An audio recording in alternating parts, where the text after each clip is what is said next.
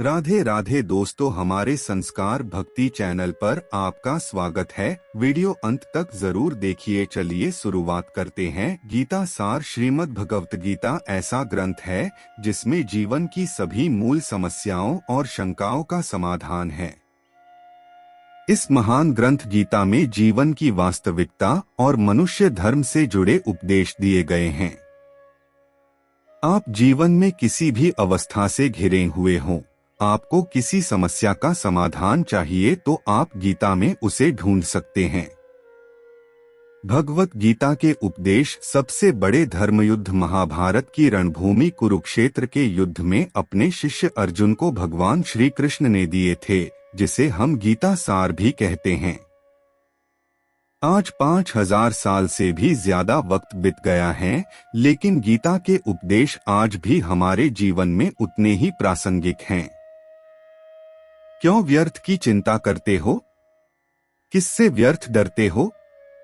कौन तुम्हें मार सकता है? आत्मा न पैदा होती है न मरती है।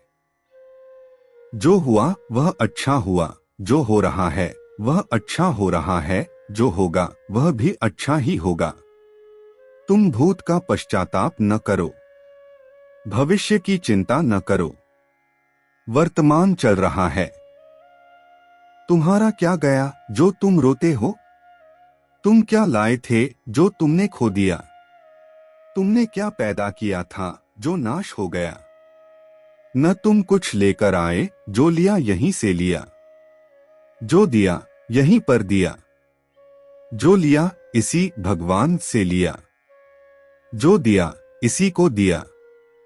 खाली हाथ आए और खाली हाथ चले। जो आज तुम्हारा है कल और किसी का था, परसों किसी और का होगा। तुम इसे अपना समझकर मग्न हो रहे हो।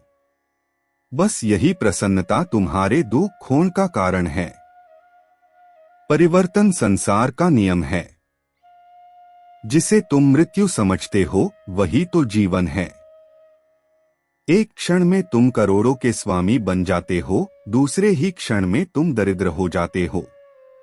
मेरा तेरा छोटा बड़ा अपना पराया मन से मिटा दो, फिर सब तुम्हारा है, तुम सबके हो। न यह शरीर तुम्हारा है न तुम शरीर के हो। यह अग्नि जल वायु पृथ्वी आकाश से बना है और इसी में मिल जाएगा। परंतु आत्मा स्थिर है, फिर तुम क्या हो? तुम अपने आप को भगवान को अर्पित करो। यही सबसे उत्तम सहारा है।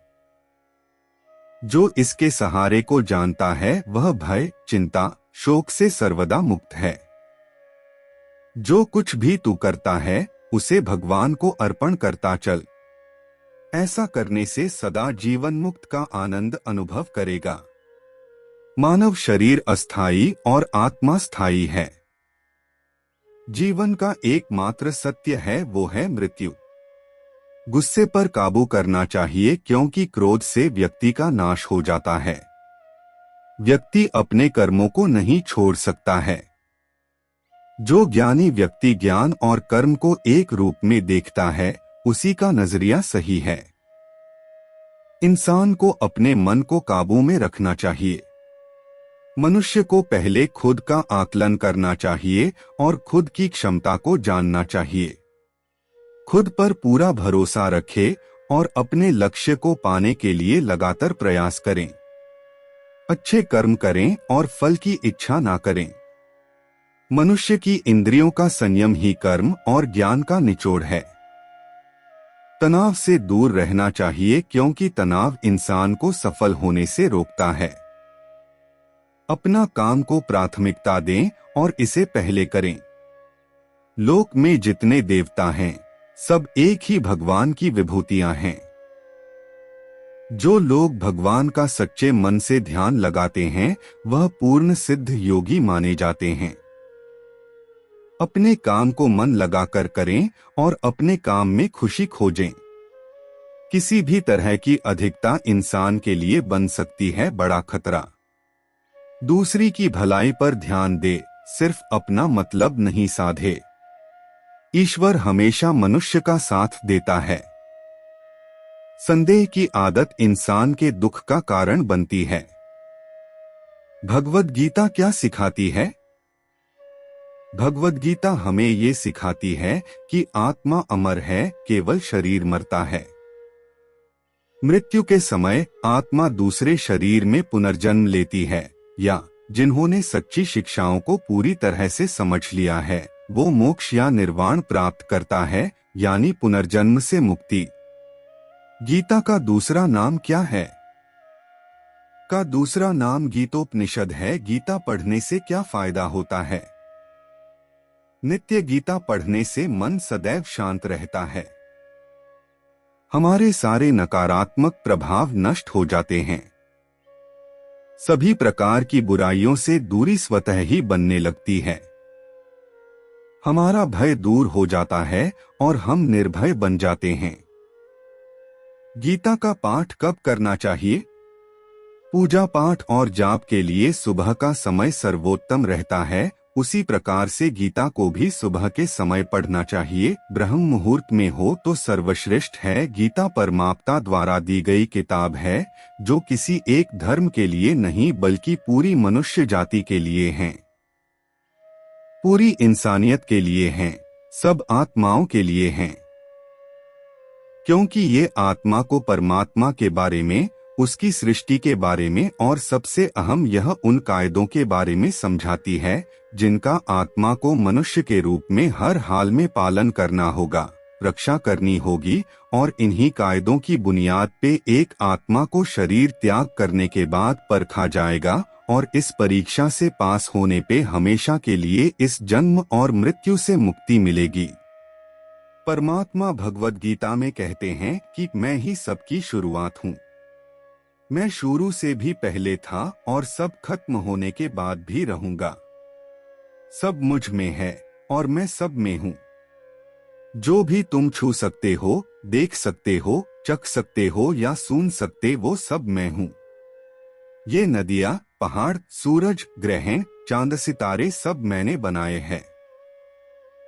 परमात्मा भगवद गीता में कहते हैं कि अगर किसी आत्मा को धर्म ना भी समझ आए, योग न भी समझ आए, पर अगर वो मेरी शरण में आ जाए तो मैं उसके सारे पाप माफ कर देता हूँ। परमात्मा को ऐसी दिल की गहराइयों से पुकार के पाने को भक्ति योग कहते हैं।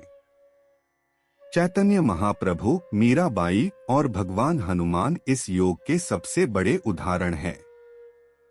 लेकिन कभी आत्मा अपने होने का मूल कारण भूल के धर्म का उल्लंघन करे या पाप के रास्ते पर निकल जाए तो उसे ठीक करने के लिए परमात्मा को खुद किसी रूप में पृथ्वी पे जन्म लेते हैं। भगवद गीता समझाती है कि मनुष्य अपने शरीर, दिमाग या दिल से भगवान को पा सकता है। शरीर द्वारा किए कर्मों के माध्यम से परमात्मा को पाने को कर्मयोग कहते हैं। ऐसे कर्म जो परमात्मा की इच्छा से हो और दूसरों के कल्याण के लिए हो। वाल्मीकि ने रामायण लिख के, श्रवण ने अपने माता पिता की सेवा और उन्हें चार धाम की यात्रा कराकर अपने कर्मों द्वारा परमात्मा को पाया। जब तक आत्माएं इन चारों दरवाजों धर्म, अर्थ, काम और मोक्ष को समझ नहीं लेती, तब तक इस आत्मा को बार बार मनुष्य के रूप में आना ही पड़ेगा। परीक्षा का समय खत्म होते ही आत्मा शरीर और अन्य सब वस्तुओं का त्याग कर देती है। जो भी संसार में रहकर बनाया वो अब किसी और होगा और आत्मा अपने कर्मों के फैसले के लिए चली जाती है। आत्मा के अच्छे बुरे कर्मों का हिसाब होता है।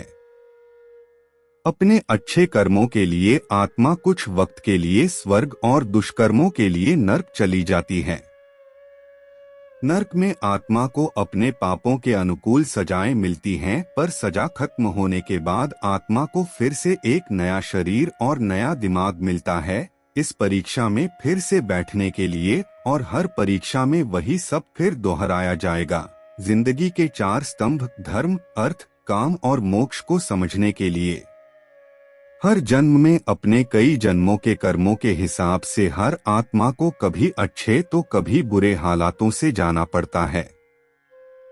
लेकिन जब तक आत्मा परमात्मा के साथ योग को नहीं समझ लेती तब तक वो मुक्ति नहीं पा सकती। हरे कृष्ण राधे राधे।